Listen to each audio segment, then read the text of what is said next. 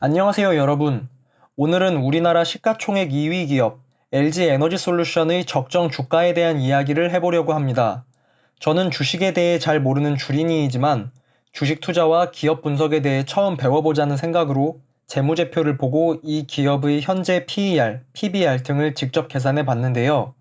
제가 이 영상을 제작하는 현재 2022년 10월 14일 종가 기준으로 LG에너지솔루션의 현재 주가는 48만 3천 원입니다. 최근 4개분기 실적을 기준으로 계산한 결과 PER 값은 872배가 나왔는데요.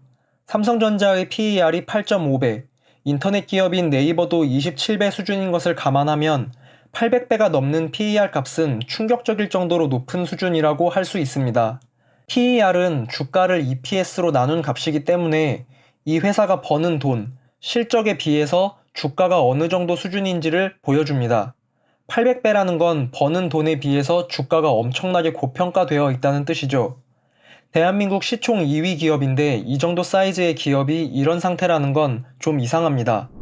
그래서 추측하자면 LG에너지솔루션이 미래 수요를 감당하기 위해서 대규모 투자를 진행하고 있을 테니 그 투자 금액 때문에 영업이익이 너무 많이 깎여 있는 게 아닐까 하는 생각이 들었습니다. 그래서 자산 중에 유형자산 항목을 봤는데요.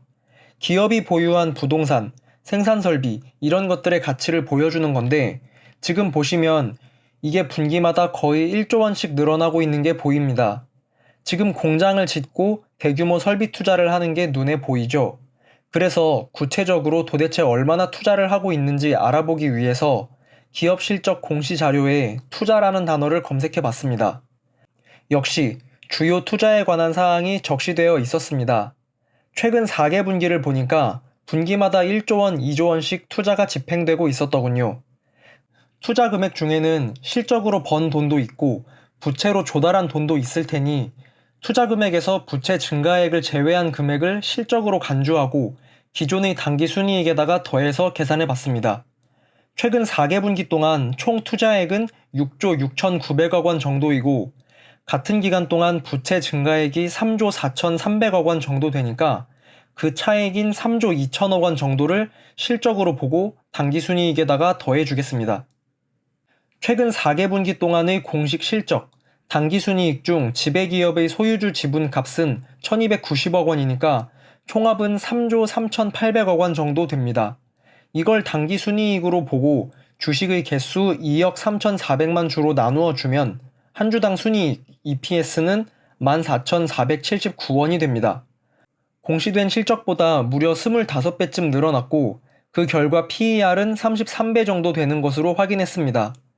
역시 너무 대규모의 투자를 진행하다 보니까 버는 돈이 너무 작게 측정돼서 PER 872배라는 터무니없는 숫자가 나왔던 것이죠. 물론 투자 금액을 순이익에다 그냥 단순 덧셈해 버린 것이기 때문에 이 계산이 절대 정확한 숫자일 수는 없습니다만 아주 대략적인 참고 자료라고 생각해도 33배 안팎이라면 일단 정상적인 범주 안에 있다고 볼 수 있을 것 같습니다. 여기까지 본론은 끝났고 이제부터는 실적을 좀 더 자세히 보면서 ROE도 한번 계산해 보겠습니다. ROE는 기업이 가진 자기 자본에 비해서 돈을 얼마나 벌었는지를 보여주는 지표입니다. ROE는 자기 자본에 대한 순이익의 비율이니까 먼저 자기 자본이 얼마인지 확인하기 위해서 연결 재무상태표를 보겠습니다. 위에서부터 자산, 부채, 자본 순서로 나와 있는데요. 분모인 자기 자본 값으로는 자본 중 지배기업의 소유주 지분값을 사용했습니다. 보시면 21년 4분기 말에는 자기 자본이 8조 원 정도였는데 22년 1분기 말엔 18조 원으로 2배 넘게 뛰어오른 것이 보입니다. LG에너지솔루션은 2022년 1월 27일에 상장했습니다. 상장을 하면서 3,400만 주의 주식을 새로 발행했어요. 그리고 공모가 30만 원에 이걸 내다 판 거죠. 유상증자가 된 겁니다. 30만 원씩 3,400만 주니까 이게 10조 원 정도 됩니다.